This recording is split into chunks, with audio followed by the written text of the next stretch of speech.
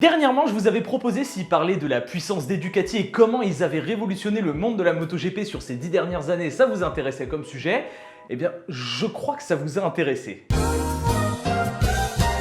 Car oui, peut-être qu'en ce début de saison, vous vous demandez pourquoi la Ducati est si puissante. Eh bien, on va même aller plus loin parce que dans cette vidéo, on va voir pourquoi elle est si puissante, mais aussi on va voir comment Ducati a révolutionné la technologie en MotoGP sur ces 10 dernières années. Bonjour à tous et à toutes, c'est Kenfish, j'espère que vous allez bien et aujourd'hui, une vidéo où on va parler technologie, mécanique, électronique, technique, bref, on va rentrer dans les détails et ça fait plaisir. C'est pas souvent que je fais des vidéos qui traitent de la technique, surtout que là, on va un peu rentrer dans le détail, même si on va pas tout voir non plus, parce que sinon, ça serait interminable. Donc si ce genre de vidéo vous plaît, n'hésitez pas à lâcher le petit like et à me dire aux commentaires aussi si par exemple ça vous chauffe que je fasse une vidéo sur les moteurs, sur l'aéro, les ailerons, l'électronique, mais vraiment des sujets dédiés à ça. Bon bref, je vous laisse me dire tout ça en commentaire, nous on rentre dans le vif du sujet. Première question, pourquoi cette Ducati est si puissante? Pourquoi elle arrive à coller 20 km/h à quasiment toutes les marques en ligne droite? Tout d'abord, il faut savoir que c'est dans l'ADN de Ducati d'aller vite, de faire quelque chose de puissant et rapide. Je dirais même pour l'Italie qui est un véritable berceau pour ce qui est du sport mécanique vitesse. Du coup, dès leur arrivée en Grand Prix en 2003, suite à la modification du règlement en MotoGP qui donnait la priorité aux 4 temps,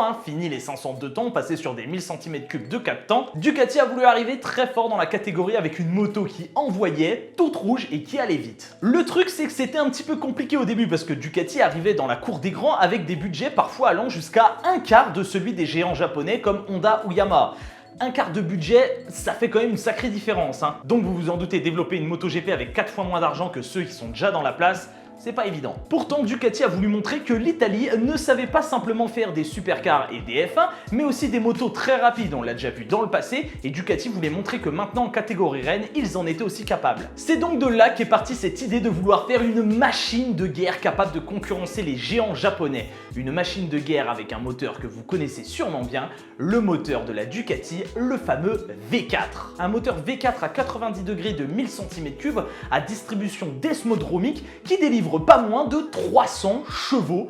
Bon, on essaye de nous faire croire qu'il en fait que 250, mais on se doute bien que non. Mais alors pourquoi un moteur V4 de chez Ducati par exemple serait mieux qu'un 4 cylindres en ligne comme chez Yamaha, tiens? Bon, je pourrais pas forcément rentrer dans les grands détails, déjà parce qu'on va mettre une plombe à en parler, la vidéo va faire 3 heures et j'ai pas envie de tourner un documentaire. Et aussi parce qu'il y a pas mal de termes techniques que moi-même je ne maîtrise pas spécialement. Alors vous les expliquer, ça va être un peu complexe. Du coup, on va juste survoler l'ensemble pour que vous compreniez un peu l'idée de pourquoi c'est pas si mal le V4. Sachez d'abord que le V4 est globalement meilleur dans quasiment tous les domaines, mais pas tous. Que ce soit sur sa conception, sa plage d'utilisation, la gestion des flux à l'intérieur du moteur, il est vraiment optimal et bien foutu. Cela étant, il a aussi des défauts. Alors oui, il est puissant, il fait aller très vite, mais il s'intègre pas tellement bien au châssis. Il est très large et du coup, ça modifie pas mal la position du pilote sur la moto et même la conduite de la moto en général. D'où le fait qu'il va vite en ligne droite et que par contre dans les parties sinueuses il est un peu moins bon et d'où le fait que le 4 cylindres en ligne de la Yamaha est meilleur dans les parties sinueuses et donc moins rapide en ligne droite, vous avez compris. Ah, et on l'a vu au Qatar, la moto a beau être aussi puissante et rapide que possible,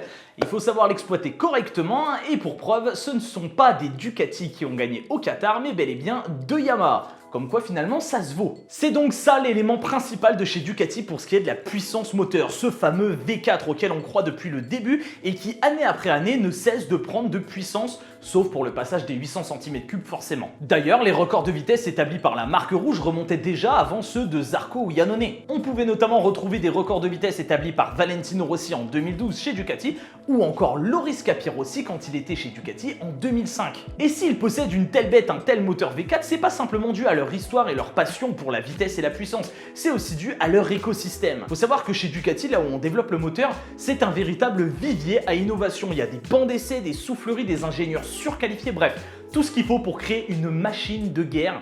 En tout cas, une machine de vitesse. Bon, on parle ici de vitesse de pointe, mais est-ce que c'est vraiment ça qui montre que la Ducati est la meilleure et la plus puissante en ligne droite? Bah, pas vraiment, il n'y a pas que ça qui joue, vous vous en doutez. Vous l'avez sans doute vu durant les Grands Prix du Qatar, mais ce n'est pas simplement à la fin de la ligne droite que Ducati avale ses adversaires.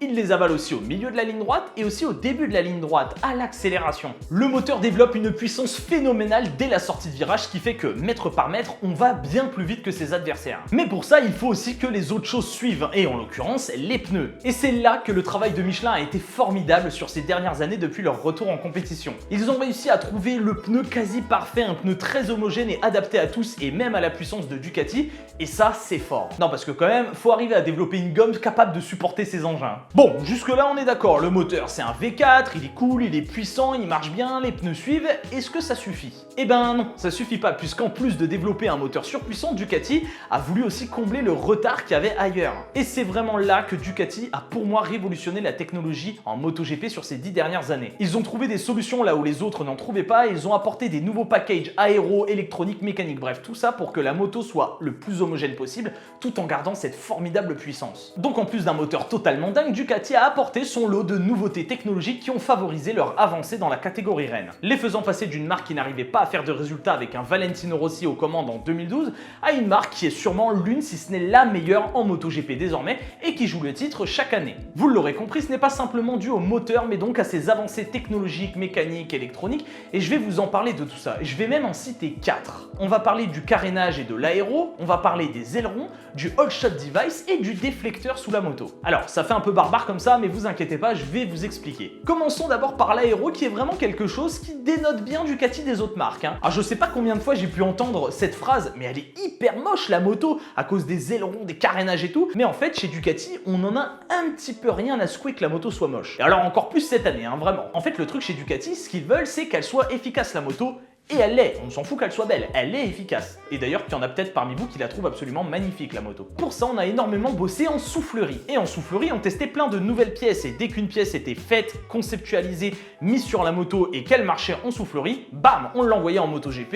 Et une fois qu'en MotoGP c'était pas trop mal, on la repasse en commerce. C'est là aussi que Ducati a un peu révolutionné les motos de commerce finalement. Et c'est aussi grâce à la soufflerie qu'il y a eu beaucoup de changements de carénage. Si vous remarquez bien, Ducati n'a cessé d'évoluer année après année, j'ai limite même envie de dire Grand Prix après Grand Prix pour ce qui est du carénage.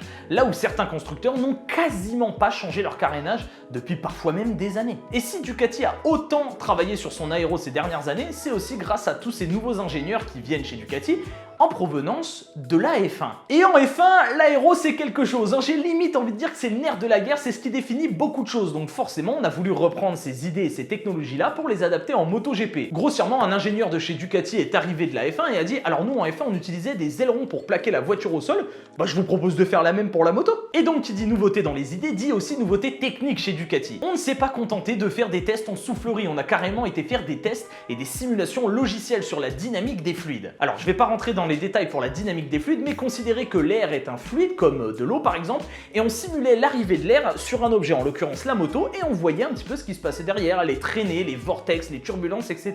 Et il y a vraiment deux choses formidables pour ce qui est des tests de dynamique des fluides par logiciel. La première, c'est que vous pouvez avoir tout un tas de données que vous n'avez pas avec la soufflerie. On peut récupérer vraiment des données sur tout et n'importe quoi, et ça c'est plutôt pratique puisque c'est instantané. Et la deuxième chose, en parlant d'instantané, c'est que vous n'avez pas besoin de modéliser les pièces de façon physique, de les usiner, de les mettre sur la moto pour les tester une à une. Vous pouvez directement les modéliser en 3D et en mettre autant que vous voulez. Grossièrement, là où on pouvait tester que 1 à 2 pièces potentiellement par jour chez Ducati en soufflerie, sur les logiciels, on peut en tester si on veut 200 par jour. Bon, vu de l'extérieur, parce que je suis pas ingénieur et j'imagine que c'est un poil plus compliqué. Bref, dans tout ça, la moto a un package aéro de plus en plus précis, mais aussi de plus en plus affiné. Et oui, contrairement à ce qu'on pourrait penser, la moto est de plus en plus fine, et ça, Gigi Dall'Igna, il y tient. C'est en partie dû aux nombreux changements du règlement MotoGP, mais aussi à l'évolution technique de Ducati. En prime, elle possède donc un centre de gravité très basse qui lui donne une prise au vent inférieure et qui fait aller plus vite, vous l'aurez compris. Résultat, en plus de son moteur hyper puissant, la Ducati est vraiment un bijou pour ce qui est de l'aérodynamique, sûrement peut-être même la meilleure moto en termes d'aérodynamisme sur le plateau. Autre chose qui caractérise bien les Ducati sur ces dernières années, ce sont ces fameux ailerons. Alors, soyons clairs, ce n'est pas eux qui ont inventé les ailerons, D'ailleurs, en 1999, on en voyait déjà sur les Yamaha. En revanche, ils ont vraiment été ceux qui les ont démocratisés, à tel point que toutes les équipes en MotoGP désormais utilisent des ailerons. Et si c'était pas interdit en Moto 2 et en Moto 3, croyez-moi, on en utiliserait. Et pour la petite anecdote derrière, la plupart des autres équipes, quand ils ont vu arriver ça sur la Ducati, ils ont tous estimé que c'était moche et inutile,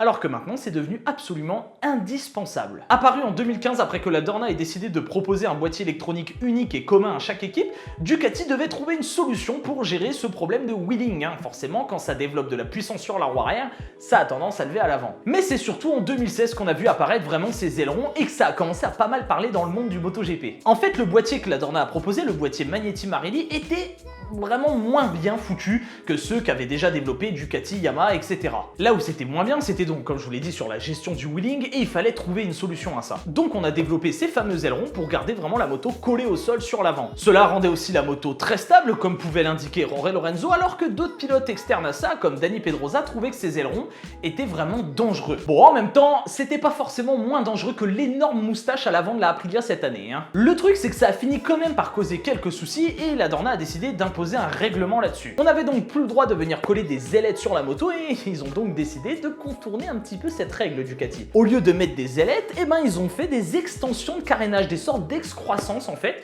où le début commence sur le carénage et la fin arrive sur le carénage. Comme ça, bah non, c'est pas des ailerons, c'est juste notre carénage qui est foutu comme ça. Bon, faut savoir que c'est quand même très fragile, hein. Ces ailerons, c'est fait soit en fibre de carbone, soit en impression 3D. Donc ça casse facilement, mais c'est quand même assez robuste pour que ça marche et devenu indispensable du coup. Et même si désormais on comprend quasiment parfaitement le fonctionnement des ailerons du côté de chez Ducati, on essaye quand même d'en apporter des nouveaux qui ont des sens un peu contre-intuitifs mais qui aident quand même la moto. Normalement, l'aileron va monter en l'air pour plaquer la moto au sol, et bah chez Ducati, on a décidé d'en développer qui descendait. Et c'est justement ça qu'on peut voir, le nouvel appendice aéro sur le bas de la Ducati, qui sert en fait à faire plonger l'air vers le bas, à offrir plus de stabilité sur la roue avant, sur l'ensemble de la moto, je dirais même au final, et aussi de fluidifier l'air. Vous le voyez, on n'arrête jamais d'innover chez Ducati. Il y a aussi un autre système que Ducati a fait arriver en MotoGP, on en a beaucoup entendu parler, peut-être que vous ne connaissez pas tellement son fonctionnement, le fameux All Shot Device. Le All Shot Device, ou système de All Shot, ou système de prise de première place dans le virage, on va dire ça comme ça en français, sert en fait à faire de bons départ. Ok, mais c'est quoi réellement le All Shot Device, à quoi il sert et comment il marche aussi? Tout d'abord, il faut savoir qu'en MotoGP, nous n'avons pas le droit de développer de système électronique, ce sera forcément un système mécanique. Et justement, le All Shot Device, c'est un système mécanique qui agit sur la suspension arrière et qui sert à la rabaisser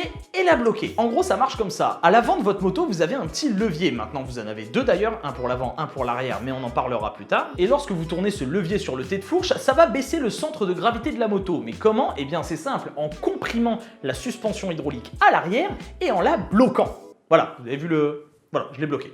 C'est pour ça que vous voyez parfois à la télé la moto se rabaisser d'un coup à l'arrière, que ce soit sur les essais de départ ou alors sur les sorties de virage. Avec ça, vous changez le rapport entre la hauteur et la distance horizontale du centre de gravité de la moto. Conclusion, vous avez moins l'effet de wheeling et vous pouvez donc bombarder d'un coup sans risquer que la roue avant lève de trop. Et pour couronner le tout, cette suspension qui est bloquée à l'arrière, elle va se remettre à la normale lorsque vous allez prendre un gros freinage. Le système va se déverrouiller en gros et va remettre la suspension à son état d'origine.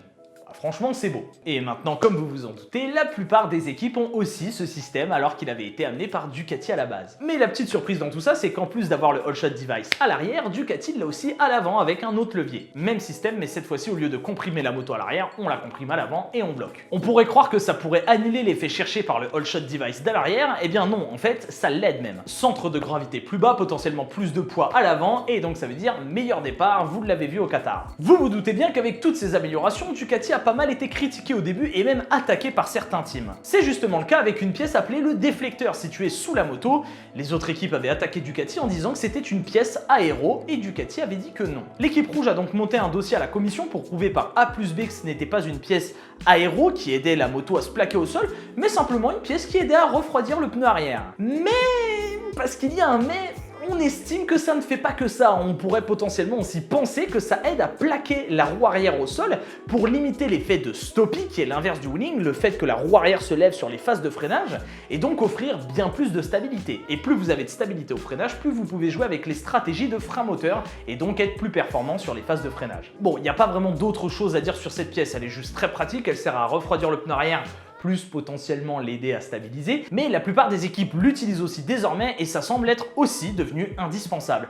Et encore une fois, c'est une nouveauté Ducati. Voilà donc 4 des plus grandes améliorations amenées par Ducati, 4 améliorations qui pour moi ont changé le pilotage, la façon de conduire une MotoGP et même la technologie dans cette catégorie. On pourrait ajouter aussi le fait que chez Ducati, les ingénieurs sont parmi les meilleurs au monde pour ce qui est de travailler sur une moto. La preuve, ils trouvent des ratios absolument dingues entre le rapport poids, puissance, consommation du carburant et gestion des pneus. Et tout ça, c'est un travail sur la mécanique, la technique, l'électronique bien sûr aussi et l'aérodynamisme. Et ce n'est pas pour rien que c'est Ducati qui amène amène autant d'innovation. En fait, là-bas en Italie, là où Ducati se trouve, mais avec tous les autres constructeurs comme Ferrari, Lambo, etc. Bref, ce pays, l'Italie, c'est un véritable vivier à innovation et à ingénierie pour le sport mécanique. On parle plus simplement de passion, on parle aussi de connaissances, d'idées, etc. C'est la Silicon Valley des sports mécaniques vitesse finalement. Voilà, bon, écoutez, je pense qu'on en a pas mal dit sur Ducati. Je pourrais refaire, si ça vous intéresse, des vidéos bien centrées sur quelque chose en particulier comme les moteurs, l'aéro, etc. Mais là, je pense que vous avez une idée de globale de pourquoi la Ducati est si puissante et pourquoi elle a un peu changé le paysage technologique de la MotoGP sur ces 10 dernières années. J'espère vraiment que la vidéo vous a plu. Elle est un peu plus longue que les autres, c'est sûr, mais je voulais vraiment vous parler de tout ça. Ça me tenait à cœur et je trouve ça hyper stylé de découvrir ce monde. En attendant, si la vidéo vous a plu, je vous invite à la liker, la commenter et la partager. N'oubliez pas de vous abonner et de cliquer sur la petite cloche aussi vite qu'une Ducati arrive au bout du Qatar. D'ici là, je vous laisse, portez-vous bien, on se donne rendez-vous lundi prochain pour une nouvelle vidéo. Prenez soin de vous et veillez à tous.